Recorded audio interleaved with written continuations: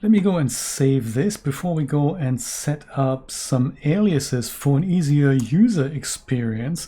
So right now, in order to move any of our properties, people have to go and select each bone and then go and find a particular property to make happen what they want to make happen. I've actually forgotten to hide and lock these guys here, so I'm going to go and quickly do that.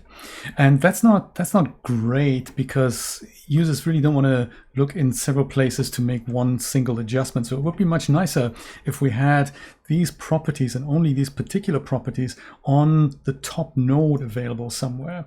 And that's where aliases come in. In fact, thank you so much to Josh from Daz, ex-Daz I should say, who has kindly put me on the right track there. I was a little bit confused how to set up aliases. It is so easy, and Josh was kind enough to explain how that works. So what I'd like to do is bring on each of these properties and have them appear on one particular section here. We could have something, we could put it under general, we could put it under something special, like maybe adjustments, or we can have something like gun, and we'll see how to do that. For this, we need something called the property hierarchy, and that is a crazy tab. I've got it open here. That's usually a bit creepy if you haven't worked with it, but it's actually fairly simple to get these things up and running.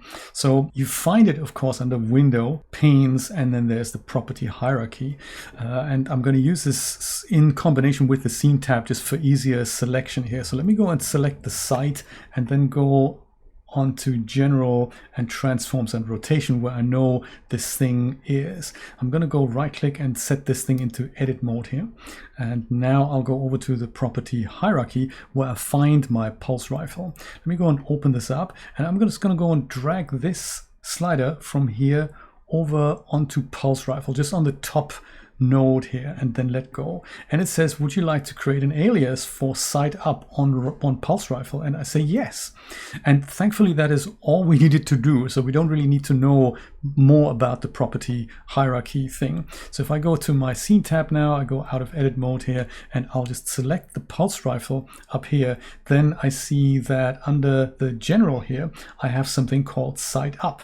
And it's sort of mixed in with many of the other properties here. So I would suggest we split them out into something like a separate folder here, and we can do that. Click on the little gear icon, and down here, instead of General Transforms Rotation, which is what it's been inherited from, I'm going to call this one Adjustments. Or you can call it, like, you know, gun things or whatnot. I'm going to go and copy this because I'm prone to spelling mistakes. And then this collapses here, and under Adjustments we have Sight Up.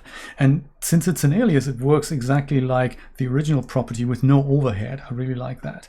So there we go. It goes up and it goes down, and it inherits its locks there. So let's do that on the other bits and pieces as well. So there's the back bit. I know it's not the greatest name on the planet, but if I go back to my property hierarchy here, put that into edit mode. I think it has to be in edit mode, right? I can't just drag that. No, I can't drag it over. So it has to be in edit mode. Then left click and drag that over into pulse rifle. And we say, yes, we want to put that on there. That's awesome.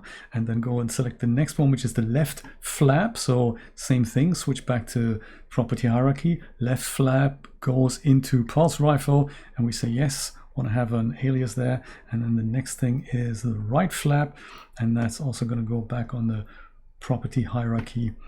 Pop that onto here, say yes, and that's basically it. I'm not going to do the trigger or the other locky bit there that but you get the picture. You can probably hook that up yourself.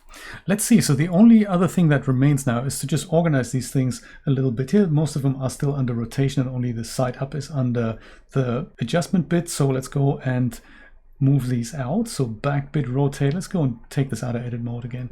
Go and just put that path in here. Adjust, so accept, and then there's this. Hit accept, and then the right flap, same thing. Put that out there, and now everything is under adjustments. So very cool.